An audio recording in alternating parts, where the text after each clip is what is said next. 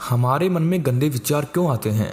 हम नहीं चाहते पर फिर भी हमारे मन में गंदे विचार आते रहते हैं। लेकिन क्यों? मन ही हमारा सबसे बड़ा दोस्त है और मन ही हमारा सबसे बड़ा शत्रु है।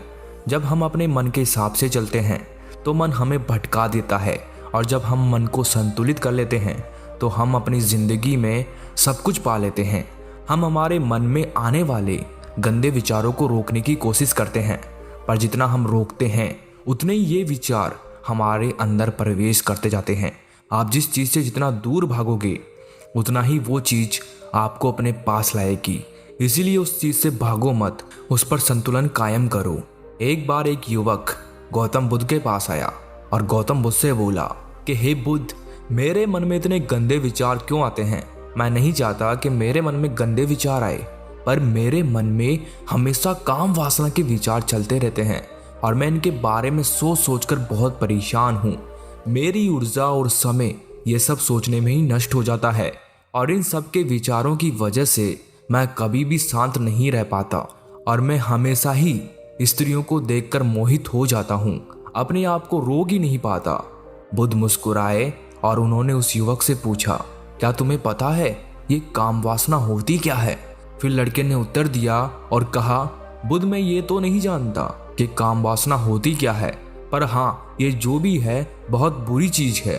फिर बुद्ध ने उस युवक से कहा कि सबसे पहले तो तुम्हें ये समझना है कि प्राकृतिक रूप से जो भी चीजें हमारे अंदर है वो बुरी नहीं है।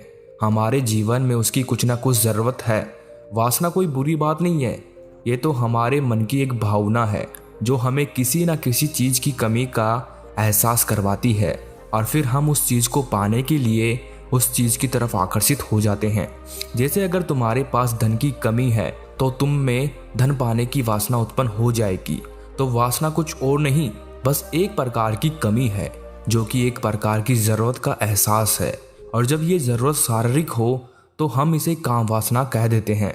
युवक ने गौतम बुद्ध को कहा कि बुद्ध, मुझे काम वासना का मतलब तो समझ में आ गया, पर आप मुझे ये बताइए कि ये आती कहाँ से है, कैसे आती है ये?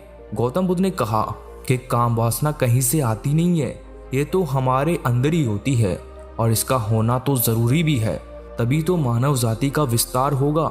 युवक ने कहा, जब ये हमारे अंदर ही है और जरूरी भी है तो फिर लोग इसे गलत क्यों बोलते हैं? बुद्ध ने कहा कि यही तो समस्या है, लोगों ने काम वासना को गलत तरीके से सोच लिया है, इसे छिपाने की दबाने की कोशिश करते हैं।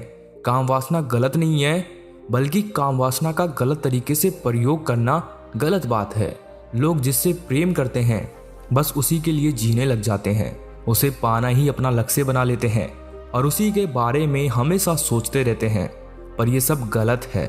बुद्ध ने युवक से कहा, क्या तुम्हें पता है जानवरों में भी काम वासना होती है?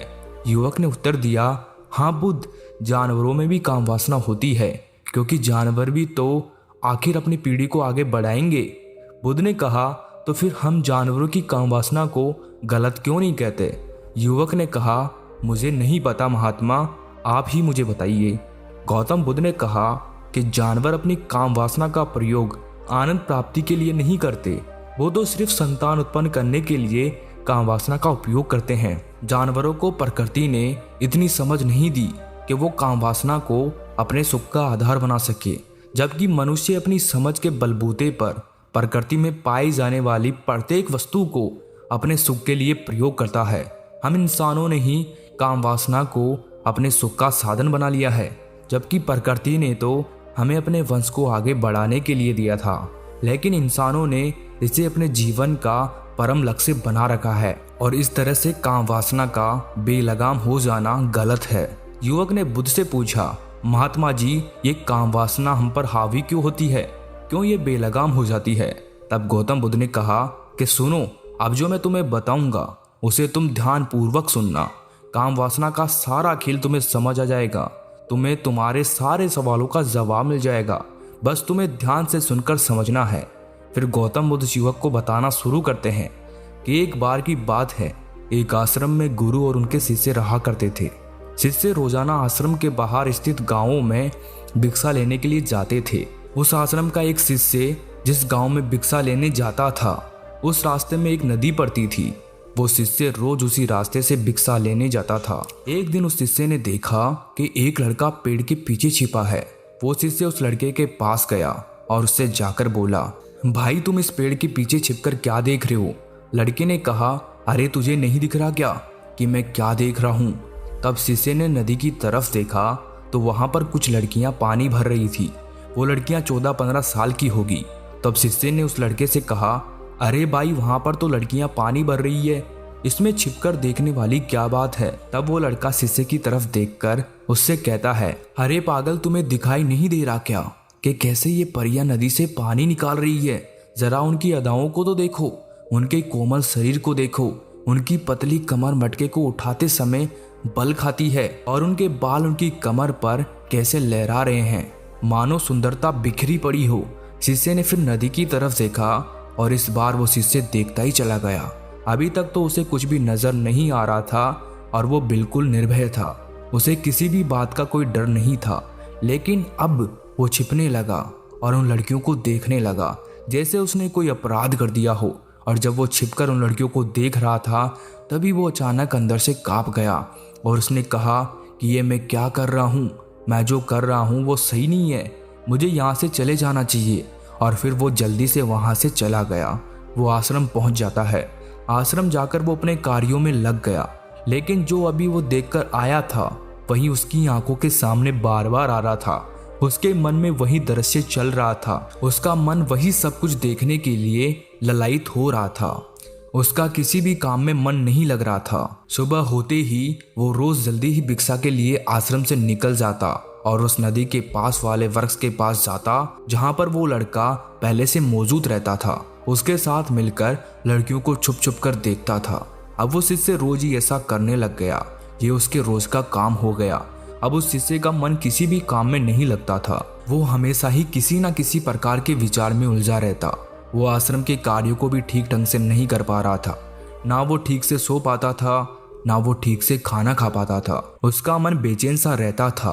उसका मन बार बार उन लड़कियों के सौंदर्य को देखने के लिए ललायित हो उठता था। जब गुरु भिक्षा देते तब भी उस शिष्य का मन कहीं और विचारों में खोया रहता था। गुरु ने अपने शिष्य की इन हरकतों को भांप लिया था। तब एक दिन गुरु ने शिष्य को अपने पास बुलाया और कहा कि आज से मैं भी तुम्हारे साथ भिक्षा मांगने चलूंगा। तुम और मैं साथ साथ भिक्षा मांगने चलेंगे। तभी शिष्य ने गुरु को मना करते हुए बोला, नहीं गुरुदेव, आप परेशान क्यों हो रहे हो? मैं अकेला ही ठीक से भिक्षा मांग सकता हूँ। गुरु ने शिष्य से कहा कि ठीक है, तुम अकेले ही भिक्षा मांगने जाओ। शिष्य तुरंत वहां से भिक्षा मांगने के लिए निकल गया। शिष्य को जाने के बाद गुरु भी आश्रम से निकल गए और शिष्य का पीछा करने लगे कि वो कहाँ जाता है, किससे मिलता है। ये सब देखने के लिए उसके पीछे पीछे चलने लगे।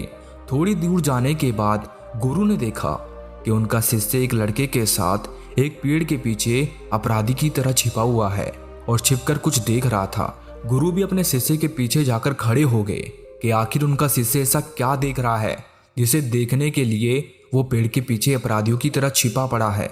गुरु ने देखा कि उनका शिष्य पेड़ के पीछे छुपकर लड़कियों को देख रहा था जो कि नदी से पानी भर रही थी। तभी गुरु ने शिष्य को कहा कि शिष्य, क्या तुम इन लड़कियों से भी भिक्षा लोगे?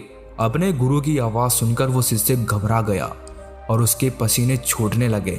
वो थर थर कांपने लगा जैसे किसी चोर को चोरी करते समय रंगे हाथों पकड़ लिया हो।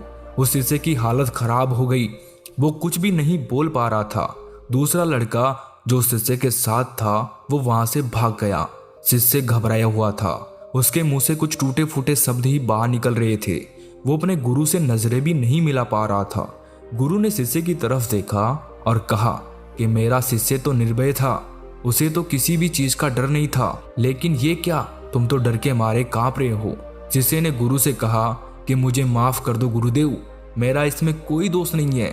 उस लड़के ने मुझे बहका दिया था, लेकिन आपसे मैं वादा करता हूँ कि आज के बाद मैं ऐसा कभी दोबारा नहीं करूँगा। मुझे माफ कर दो गुरुदेव। गुरु ने शिष्य से कहा कि कोई बात नहीं, पर इस बात का तुम ध्यान रखना कि हम जैसी संगति करते हैं वैसा ही फल हमें प्राप्त होता है। हम जैसी संगति करते हैं उसके विचार हमारे अंदर प्रवेश करते हैं। इसीलिए अच्छी संगति करो जिससे तुम्हारे अंदर अच्छे विचारों का प्रवेश हो। फिर गुरु और शिष्य आश्रम लौट आए और शिष्य फिर से आश्रम के कार्यों पर ध्यान देने लगा। उसने उस रास्ते को छोड़ दिया और दूसरे रास्ते से जाने लगा। वो अपने काम को ध्यान से करता, लेकिन धीरे धीरे उसके अंदर क्रोध उत्पन्न हो गया और फिर वो दूसरे शिष्यों पर क्रोध करने लगा। वो बेचैन रहने लग गया। अब वो सही समय पर भोजन भी नहीं करता था। वो भोजन भी बहुत कम खाता था। एक रात गुरु उस शिष्य के पास आए और उससे बोले कि अब तक तुमने कितनी बार अपना वादा तोड़ दिया। ये सुनकर शिष्य अपने गुरु के चरणों में गिर गया और रोने लगा। रोते रोते ही उसने गुरु से कहा कि गुरुदेव, मैं कई बार अपना वादा तोड़ चुका हूँ, फिर वादा कर लेता हूँ, लेकिन हर बार मैं वादा तोड़ देता हूँ। मेरा मन मेरे नियंत्रण में है ही नहीं। मैं बहुत कोशिश करता हूँ कि मैं अपने मन से सारे बुरे विचारों को निकाल दूँ, लेकिन मैं चाहकर भी ऐसा नहीं कर पा रहा हूँ। फिर गुरु ने शिष्य को कहा कि चलो मेरे साथ। गुरु शिष्य को आश्रम के बगीचे में लेकर गए और शिष्य से कहा कि देखो, यहाँ पर कुछ नालियां बनी हुई है जिससे नदी का पानी इन पौधों तक आ रहा है और ये पानी एक निरंतर बहाव से आ रहा है। क्या तुम इस पानी के बहाव को रोक सकते हो? शिष्य ने कहा कि हाँ गुरुदेव, मैं इस बहाव को रोक सकता हूँ।